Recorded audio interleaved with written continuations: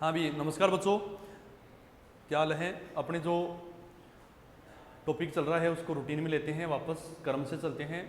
सभी आगे हैं, अच्छे से पढ़ लेना है, अच्छे से समझ लेना है। मोस्ट इंपॉर्टेंट टॉपिक है आपका पॉलिटिकल यानी राजनीतिक विज्ञान जो है।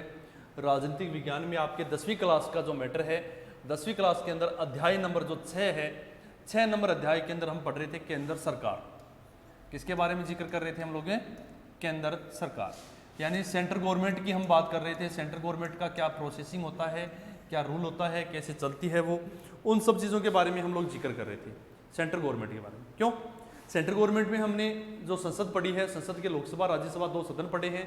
उसके बाद एक देश का जो मेन सबसे बड़ा मालिक होता है राष्ट्रपति, उस राष्ट्रपति की बात कर रहे थे हम लोग। उसके बनाने की प्रक्रिया है वो हमने पढ़ ली है।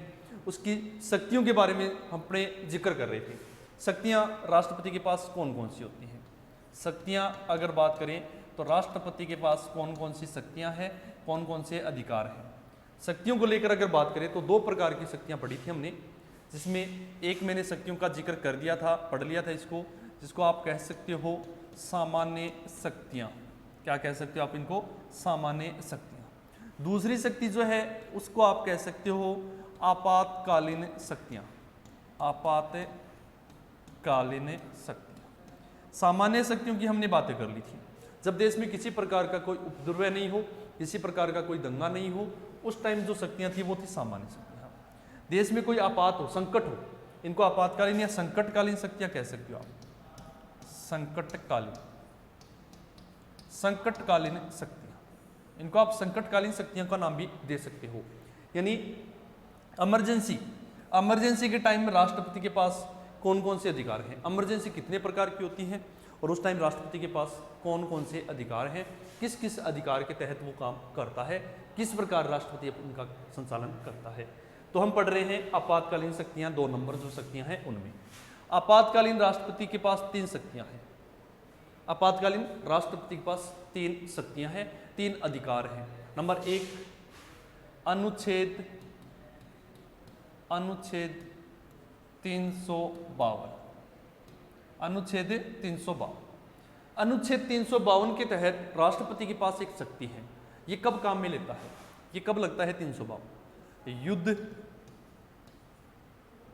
युद्ध हो जाए, जैसे भारत पाकिस्तान का, भारत चीन का, 2 देशों के बीच में युद्ध हो जाए, बाहरी आक्रमण, वही बात है, युद्ध ही हो गया है।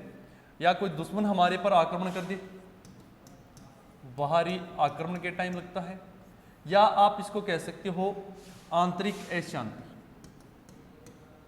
आंतरिक अशांति, अपने देश में कोई अशांति हो जाए, कोई तरीके का कोई विद्रोह हो जाए, कोई तरीके का कोई उपद्रव हो जाए, उस टाइम राष्ट्रपति शासन कहते हैं इसे। इन तीनों को आप कह सकते हो, 3 प्रकार के अधिकार हैं, उन्हें आप कह सकते हो राष्ट्रपति शासन। राष्ट्रपति शासन, ये राष्ट्रपति शासन 3 प्रकार के होंगे, तीनों पढ़ेंगे हम लोग, क्रम से पढ़ेंगे हम लोग, जिनमें 1 नंबर राष्ट्रपति शासन है, ये है अनुच्छेद 352 के तहत राष्ट्रपति शासन। कब होता है ये होता है युद्ध के टाइम, बाहरी आक्रमण के टाइम, या आंतरिक अशांति के टाइम, देश के अंदर कोई अशांति हो जाए। लेकिन इस आंतरिक अशांति जो शब्द है, इस शब्द को 44वें संविधान संशोधन, 44वें संविधान संशोधन, जो 44वां संविधान संशोधन है वो हुआ था 1978 में। आंतरिक अशांति शब्द को 44वें संविधान संशोधन में हटाकर इसकी जगह एक शब्द जोड़ दिया है और उस शब्द का नाम है सशस्त्र विद्रोह। सशस्त्र विद्रोह। क्यों? क्योंकि आंतरिक अशांति तो किसी प्रकार से हो सकती है, छोटी मोटी बात पर ही आंतरिक अशांति हो जाए। और एक बार इस 352 का गलत इस्तेमाल हुआ था। उस टाइम देश की प्रधानमंत्री थी इंदिरा गांधी। आंतरिक अशांति के रूप में उन्होंने आपातकाल लगा दिया, जिसकी जरूरत नहीं थी, लेकिन फिर भी आपातकाल लगा दिया है। आपातकाल लगाने का मतलब है देश बहुत पीछे चला जाता है, देश में अशांति हो जाती है, देश एक प्रकार से विकास रुक जाता है देश का। जब इमरजेंसी लगती है तो देश का विकास रुक जाता है। जैसे अभी इमरजेंसी का सही माहौल बना हुआ है, कोरोना की वजह से जो इमरजेंसी का माहौल बना हुआ है, ये एक प्रकार का देश का आपात ही है। इससे देश का विकास रुका है। कल कारखाने बंद हो गए हैं, स्कूल कॉलेज बंद हो गए हैं, मार्केट मॉल बंद हो गए हैं, जितनी भी टोल है, जितनी भी देश की जो इनकम है, इनकम रुक गई है। और वही यहाँ पे होता है, जब राष्ट्रपति शासन लगता है तो देश की इनकम बंद हो जाती है, देश की इनकम रुक जाती है, जिससे देश का विकास होने से रुक जाता है। ये आंतरिक अशांति के रूप में जब ये आपात लगाया गया था, उसका गलत इस्तेमाल हुआ था। इस वजह से 44वें संविधान संशोधन में आंतरिक अशांति जो शब्द है इसको हटा दिया गया है। याद रखना है बच्चों, अब फिलहाल आंतरिक अशांति शब्द नहीं है, उसकी जगह एक नया शब्द जुड़ा है, सशस्त्र विद्रोह है 1978 में। मतलब है कि देश में अगर हथियारों से कोई विद्रोह हो जाए तब आप देश में इमरजेंसी लगा सकते हो, तब देश में आप राष्ट्रपति शासन लगा सकते हो। और वो भी कौन से अनुच्छेद के तहत? 352 अनुच्छेद के तहत। ये इमरजेंसी का एक रूल है, सशस्त्र विद्रोह के रूप में ही लगेगा, आंतरिक अशांति के रूप में नहीं लगेगा। अगर युद्ध हो जाए तो भी लगेगा, अगर कोई बाहरी देश हम पर आक्रमण कर दे तो भी लगेगा। राष्ट्रपति लगाता है इसे, ठीक है ना। इसमें क्या होता है, बिना संसद की अनुमति के लगा सकते हैं राष्ट्रपति। इसमें संसद की अनुमति नहीं है, बिना संसद की अनुमति के राष्ट्रपति अपने सब विवेक से लगा सकता है इसको। इसे राष्ट्रपति को संसद की अनुमति लेने की कोई जरूरत नहीं है। हाँ, ये बिना संसद की अनुमति के लगाया हुआ आपात कितने दिन काम करता है? तो ये बिना संसद की अनुमति के लगाया हुआ आपात 2 महीने ही काम करेगा, 2 महीने ही काम करेगा। और 2 महीने बाद इसे संसद की अनुमति लेनी जरूरी है, संसद की अनुमति लेनी जरूरी है, संसद की अनुमति लेनी जरूरी है। और पहले रूल ये था 2 महीने बिना संसद की अनुमति के लग सकता था, ये प्रधानमंत्री के मौखिक कहने पर लग सकता था, ये प्रधानमंत्री और मंत्रिमंडल के मौखिक कहने पर लग सकता था। ये 2 महीने तक काम करेगा बिना संसद की अनुमति के। और 2 महीने जैसे ही हो जाएंगे इसकी वैलिडिटी खत्म हो जाएगी। राष्ट्रपति ने जो शासन लगाया है इसकी वैलिडिटी 2 महीने ही थी। और फिर इसका संसद अनुमोदन करेगी, संसद इसको लंबा चलाने के लिए अगर जरूरत है तो उसको लिखित में अनुमोदन या करेगी। और संसद की अनुमति के बाद ये आगे कितने ही लंबा चल सकता है, अनलिमिटेड होगा, लंबा कर सकते हैं, लंबा कर सकते हैं। संसद की अनुमति के बाद में इसको लंबा या बढ़ाया जा सकता है, संसद की अनुमति से इसको लंबा किया जा सकता है, आपातकाल को बढ़ाया जा सकता है। ठीक है, ये थोड़ा सा आपको ध्यान रखना है। तो अनुच्छेद 352 में अपना जो मूल संविधान था, मूल संविधान में ये प्रावधान किया गया था, ये लिखा हुआ है, ये प्रोसेसिंग है, ये लिखी हुई है कि अनुच्छेद 352 के तहत राष्ट्रपति शासन लगेगा देश में, पूरे देश में लगेगा एक साथ। जब युद्ध हो जाए या कोई बाहरी आक्रमण हो जाए या देश में कोई आंतरिक अशांति हो जाए तब ये इमरजेंसी लगाई जाएगी। और राष्ट्रपति बिना किसी की अनुमति के लगा सकता है। और राष्ट्रपति ने जब लगा दिया तो वो 2 महीने तक लागू रहेगा। 2 महीने के बाद में संसद की अनुमति जरूरी है, संसद का अनुमोदन जरूरी है। और जब संसद ने अनुमति दे दी है तो वो कितना भी लंबा लगाया जा सकता है, इसकी कोई टाइम वैल्यू नहीं थी उस टाइम जब मूल संविधान की बात करें उस संविधान में। लेकिन इसमें कुछ गड़बड़ियां होने लग गई थी, जैसे आंतरिक अशांति के रूप में इंदिरा गांधी ने इसको गलत इस्तेमाल किया था। इस वजह से एक संविधान में संशोधन हुआ है, मतलब संविधान में कुछ चेंजिंग करनी पड़ी है। 44वां संविधान संशोधन कब हुआ था? 1978 में। कब हुआ था? 1978 में। 44वें संविधान संशोधन 1978 में, इसमें कुछ संशोधन किए गए हैं। और वो संशोधन कौन से हैं? वो संशोधन देखो। पहला ही संशोधन ये देखो, आंतरिक अशांति। आंतरिक अशांति शब्द को हटाया गया है और इसकी जगह एक नया शब्द जोड़ा गया है। उस शब्द का नाम है सशस्त्र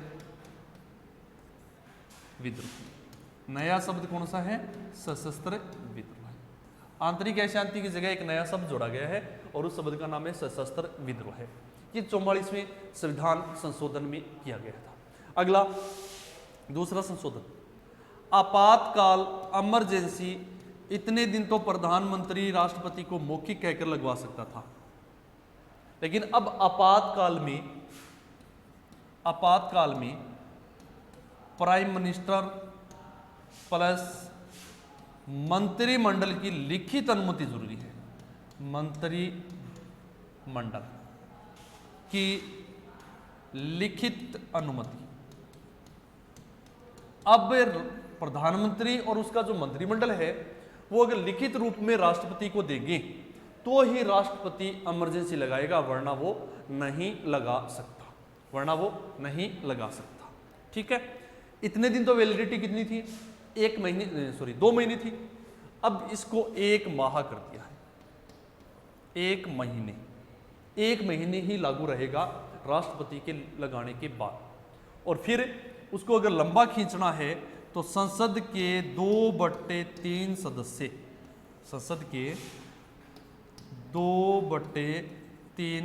सदस्य, अब रूल ये बना दिया कि 1 महीने के बाद में सदस्य अनुमोदन करेंगे, उसकी स्वीकृति देंगे लिखित में, तब होगा। तो 44वें संविधान संशोधन से पहले 2 महीने राष्ट्रपति लागू रख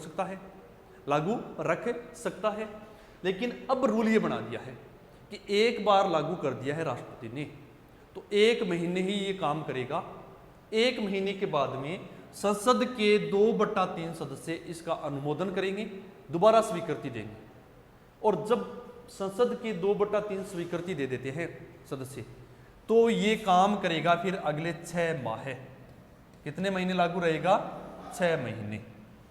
और अगर इसको और लंबा ले जाना है, 6 महीने से भी लागू ज्यादा रखना है, यानी युद्ध लंबा चल गया, सशस्त्र विद्रोह लंबा चल गया है, देश में शांति नहीं हो पाई है, कंट्रोल हम नहीं कर पाए हैं, तो फिर उसको और लंबा करने के लिए और आगे बढ़ाने के लिए दोबारा जो सदस्य है संसद के, उसके 2/3 सदस्य दोबारा उस पर साइन करो। फिर 6 महीने की आप वैलिडिटी बढ़ा सकते हो। कितने माह की? फिर 6 माह की बढ़ा सकते हो। ये प्रोसेसिंग होता है, ये सिस्टम होता है। बाकी पहले क्या था, एक बार संसद ने अनुमति दे दी है तो वो लंबे टाइम तक लगा रह सकता है, 2 साल 3 साल लगातार। लेकिन ये अब 6 महीने का अंतराल कर दिया है। प्रति 6 महीने में अनुमति दोबारा लेनी पड़ेगी, यानी वैलिडिटी आपात की 6 महीने ही होगी संसद के स्वीकृति देने के बाद। और अगर राष्ट्रपति लागू कर रखा है तो उसकी तो 1 ही महीने वैलिडिटी है। 44वें संविधान संशोधन से पहले उसकी वैलिडिटी 2 महीने थी। ये सिस्टम था। पहले प्रधानमंत्री अगर मौखिक कह देता था राष्ट्रपति को तो भी आपात लग जाता था, लेकिन अब प्रधानमंत्री और मंत्रिमंडल के लिखित कहने पर आपात लगेगा, वरना नहीं लगेगा। पहले आंतरिक अशांति पर भी आपात लग जाता था, लेकिन अब आंतरिक अशांति पर नहीं, सशस्त्र विद्रोह पर ही आपात लगेगा। ये चीजें जोड़ी गई है 44वें संविधान संशोधन 1978 में। 44वें संविधान संशोधन 1978 के अंदर ये थोड़ा सा ध्यान रखना। जैसे अब नहीं है क्या, अरे कोरोना का लॉकडाउन का जो वैलिडिटी नहीं बढ़ा रहे हैं क्या अपने, 20 दिन की हो गई है, 1 महीने की हो गई है, 15 दिन की हो गई है, इस प्रकार आगे से आगे बढ़ रही है। वैसे ही ये आपात आगे से आगे बढ़ता रहता है, जब जरूरत रहे तब। अब कोरोना में लॉकडाउन को करने की जरूरत है तो उसको आगे से आगे बढ़ा रहे हैं।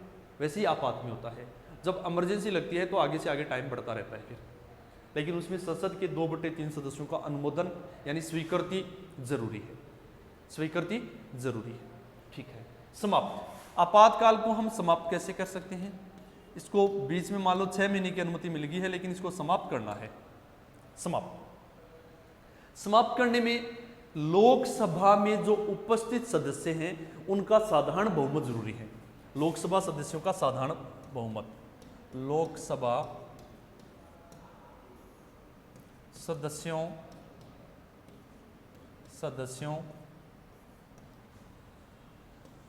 का साधारण बहुमत। लोकसभा सदस्य जो है वो साधारण बहुमत द्वारा इससे इमरजेंसी को समाप्त कर सकते हैं, इस आपातकाल को समाप्त कर सकते हैं। ठीक है बच्चों, ये आपका आपातकाल सबसे इंपॉर्टेंट है, सबसे मोस्ट है। और आज तक अपने देश में आपके 10वीं क्लास में तो नहीं दिया है ये मैटर, लेकिन आज तक अपने देश में 3 बार लग चुकी है। ये 352 की इमरजेंसी अपने देश में कितनी बार लग चुकी है आज तक? 3 बार लग चुकी है। कब कब लगी थी ये?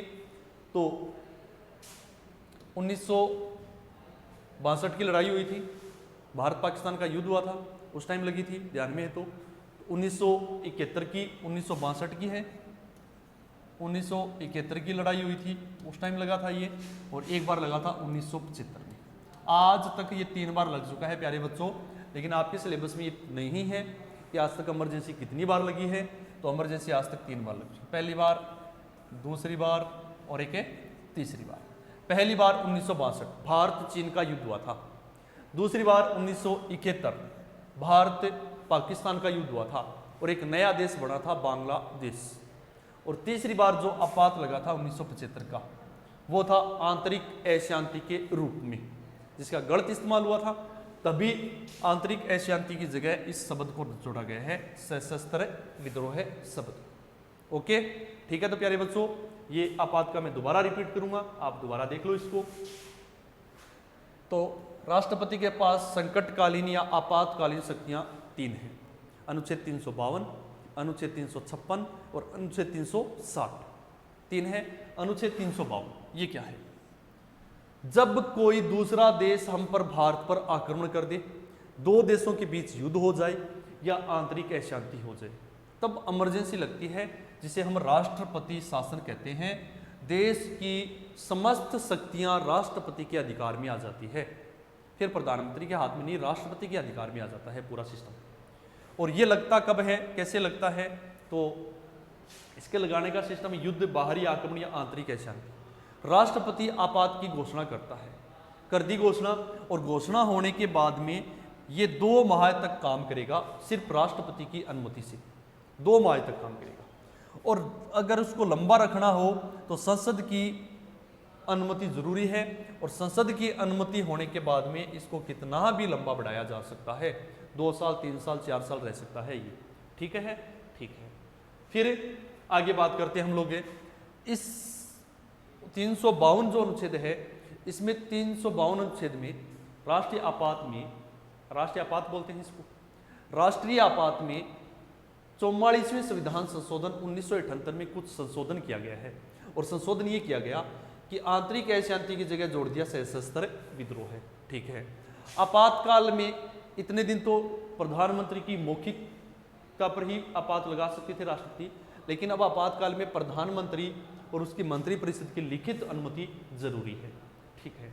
इतने दिन तो राष्ट्रपति लगाने के बाद में 2 महीने काम करता था आपात, लेकिन अब 1 महीने ही काम करेगा। और उसको अगर लंबा रखना है तो संसद की 2/3 सदस्यों की अनुमति जरूरी है, और संसद की अगर 2/3 सदस्य अनुमति देते हैं तो उसका टाइम 6 महीने और बढ़ जाता है। फिर अगर उसको और बढ़ाना हो तो वही अनुमति वापस लेनी जरूरी है, और वापस टाइम हो जाएगा 6 महीने। तो 6-6 महीने किसी इसको बढ़ाया जा सकता है, एक साथ नहीं बढ़ा सकते हैं। समाप्त कैसे करेंगे? तो अगर आपात को समाप्त करना हो, इमरजेंसी को, तो लोकसभा सदस्यों का साधारण बहुमत है अगर उसमें, तो ये आपात क्या हो जाएगा? समाप्त हो जाएगा। ये आपात को समाप्त करने का सिस्टम है। ठीक है बच्चों, ठीक है। दूसरा आपात, दूसरा अनुच्छेद 356, इसको आप कह सकते हो राज्य आपात। राज्य आपात, राज्य आपात कह सकते हो आप इसको। ये कब लगता है? ये लगाने का सिस्टम होता है, ये भी राष्ट्रपति लगाता है। अब किसी राज्य के ऊपर राष्ट्रपति का अधिकार हो जाता है, राज्यपाल सरकार का नहीं रहता है, राज्य सरकार हट जाती है और उसकी जगह काम करेगा फिर राष्ट्रपति। और राष्ट्रपति का एक प्रतिनिधि होता है राज्यपाल, जो यहाँ पर काम करता है राष्ट्रपति का नौकर बनकर। ठीक है। कब लगता है ये 356 कब लगती है? तो 356 लगने का एक रूल है, एक सिस्टम है, एक मतलब तरीका है। राज्यपाल लगाएगा, राष्ट्रपति लगाएगा राज्यपाल के प्रतिवेदन पर, राज्यपाल के प्रतिवेदन पर। मतलब जो राज्य का राज्यपाल है वो लिखित रूप में राष्ट्रपति को भेजेगा कि इस राज्य की सरकार कानून के अनुसार नहीं चल रही है, यानी सरकार संविधान के अनुसार न चलने पर, संविधान के अनुसार न चलने पर, अगर सरकार संविधान के अनुसार नहीं चल रही है तो भी राज्य आपात लगाया जा सकता है। संवैधानिक तंत्र के विफल होने पर, संवैधानिक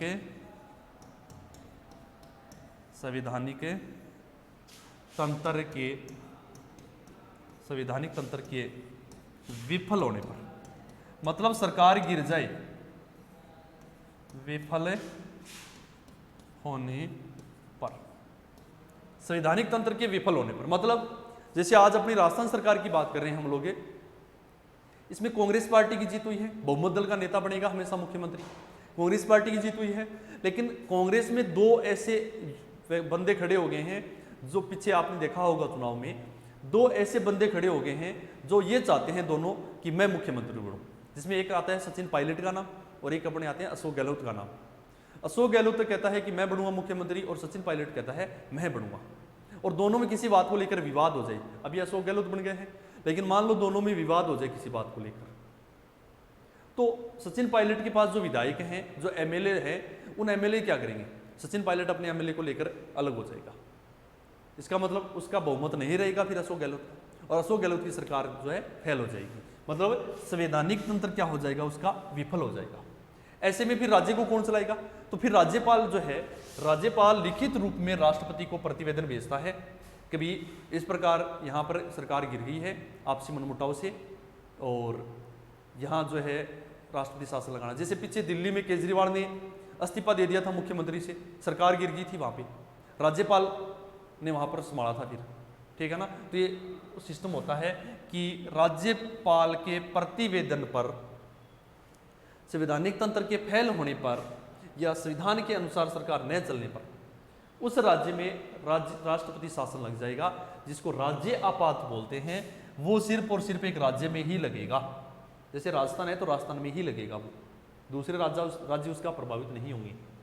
और उस टाइम पूरी शक्तियां जो है, पूरी शक्तियां राष्ट्रपति के अंडर में चली जाएगी, लेकिन राष्ट्रपति के अंडर में रहकर काम करेगा कौन है? राज्यपाल। उस राज्य को फिर कौन चलाएगा? राज्यपाल चलाएगा, ठीक है ना। और ये एक बार लगने के बाद में 6 माह तक काम करेगा, 6 माह तक। एक बार घोषणा होगी है तो कितने दिन तक काम करेगा ये? 6 माह तक। 6 माह में चुनाव हो जाएंगे, नई सरकार बन जाएगी और वो वापस रूटीन में आ जाएगा। मान लो किसी कारणवश चुनाव नहीं हो पाए, 6 माह में भी सरकार नहीं बन पाई, तो इस 6 माह को अगर बढ़ाना हो तो संसद का अनुमोदन जरूरी है। संसद का अनुमोदन, यानी संसद की स्वीकृति क्या है फिर? जरूरी है। और संसद स्वीकृति एक बार दे देगा तो उसको मैक्सिमम कितनी अवधि है, अधिकतम कितने टाइम तक एक राज्य में हम लगा सकते हैं? अधिकतम इस राज्य आपात को लगाया जा सकता है 3 वर्ष। कितने वर्ष? 3 वर्ष। ये लो, मैक्सिमम टाइम होता है इसका 3 वर्ष का, ठीक है। तो ये राज्य आपात कहलाता है। राज्य सरकार अगर संविधान के अनुसार नहीं चल रही है, मुख्यमंत्री अपनी मनमर्जी कर रहा है, तब लगता है, या फिर सरकार गिर जाए, संवैधानिक तंत्र विफल हो जाए, तब लगता है। राज्यपाल के प्रतिवेदन पर लगता है, राष्ट्रपति लगाता है, अनुच्छेद 356 में लगता है, और राज्य आपात कहलाता है। एक बार लग गया है, 6 महीने ये लागू रहेगा, और 6 महीने बाद संसद का अनुमोदन होना जरूरी है, और फिर अधिकतम इसको लगाया जा सकता है 3 वर्ष तक। ये होता है राज्य आपात। क्या होता है बच्चों? राज्य आपात। ये लो, ठीक है। लास्ट और तीसरा आपातकालीन शक्तियों में राष्ट्रपति के पास एक शक्ति है, वित्तीय शक्ति। कौन सी है? वित्तीय शक्ति। वित्तीय शक्ति कौन सी है? राष्ट्रपति के पास एक शक्ति है और उस शक्ति को बोलते हैं वित्तीय शक्ति। वित्तीय शक्ति मतलब ये अनुच्छेद है 360, अनुच्छेद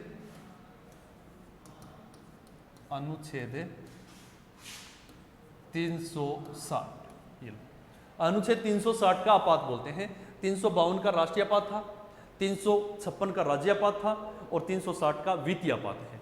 ये 3 आपात है बच्चों, तो इसको प्यार से समझ लेना, आराम से समझ लेना। वित्तीय आपात कब लगता है? क्या वजह होती है? क्या? साख या मुद्रा गिरावट। साख या मुद्रा गिरावट, साख या मुद्रा गिरावट को लगता है। मतलब जब वैल्यूएशन खत्म हो जाती है रुपये की वैल्यूएशन खत्म हो जाती है, पैसे का कोई मोल नहीं रहता है, पैसे की कोई इज्जत नहीं रहती है, तब लगता है वित्तीय आपात। और वित्तीय आपात में देखा होगा आपने, इसमें आज तक देश में नहीं लगाया गया है। राज्य आपात बहुत बार लग चुका है, अलग अलग राज्यों में लग चुका है, अपने राजस्थान में लग चुका है अब तक 4 बार। तो पिछला जो पढ़ा था ना हमने, ये राज्य आपात अपने राजस्थान में लग चुका है 4 बार, बाकी पूरे भारत में बहुत बार लग चुका है। ये अलग अलग राज्यों में आपके नहीं दिया हुआ है कि कहाँ पर कितनी बार लगा हुआ है, पहली बार कितना कहाँ लगा था, सबसे ज़्यादा बार कहाँ लगा है, ऐसे क्वेश्चन आते हैं। लेकिन आपकी ये 10वीं लेवल की क्लास है उसमें इस मैटर को नहीं दिया गया है। ठीक है, वित्तीय आपात की बात करते हैं तो वित्तीय आपात आज तक देश में एक बार भी नहीं लगा, एक बार भी नहीं लगाया गया है। इसे वित्तीय आपात आज तक नहीं लगा है। ये साख या मुद्रा गिरावट पर लगता है, पैसे की वैल्यूएशन खत्म हो जाती है। जैसे $1 में 70 रुपये होते हैं, $1 में 62 रुपये होते हैं, तो इसका मतलब ज़्यादा मजबूत कौन है? डॉलर है। रुपया कमज़ोर है, कमज़ोर है। कमज़ोर का मतलब कई बार कहा नहीं, एक आदमी स्वयं बराबर है तो वो एक आदमी मजबूत है, 100 कमज़ोर है। तो वैसे ही $1 62 रुपये के बराबर है, इसका मतलब अपना रुपया कमज़ोर है, अपनी मुद्रा गिर गई है, डाउन आ गई है, रेट गिर गई है। ठीक है ना, ये सिस्टम होता है। आज तक ऐसी नौबत नहीं आई है, तो साख या मुद्रा गिरावट पर अनुच्छेद 360 लगता है, वित्तीय आपात कहलाता है। इसका कोई निर्धारित अवधि नहीं है, निर्धारित अवधि नहीं है, कितने दिन तक लगा रहेगा इसकी कोई अवधि नहीं है। पैसा खत्म हो जाए निर्धारित अवधि नहीं है, कितने दिन रहेगा इसका कोई टाइम नहीं है। जैसे अभी कोरोना की वजह से सरकार के पास पैसे की कमी हो गई है, हुई है कि नहीं हुई है? तो सरकार ने गवर्नमेंट कर्मचारियों को सैलरी जो है उसका कुछ % रोक लिया है। वित्तीय संकट ही तो आया है, पैसे का तो संकट आया है ये, लेकिन वित्तीय आपात नहीं है ये। वित्तीय आपात राष्ट्रपति घोषणा करता है, अनुच्छेद 360 में घोषणा करता है, और इस कब तक रहेगा, कितने दिन रहेगा, इसका कोई निर्धारित टाइम नहीं है। ओके बच्चों, तो ये अपना हो गया है राष्ट्रपति के अंदर तीसरी शक्ति है वित्तीय आपात, जिसको हमने पढ़ा है। ठीक है, ओके, जय हिंद, जय भारत।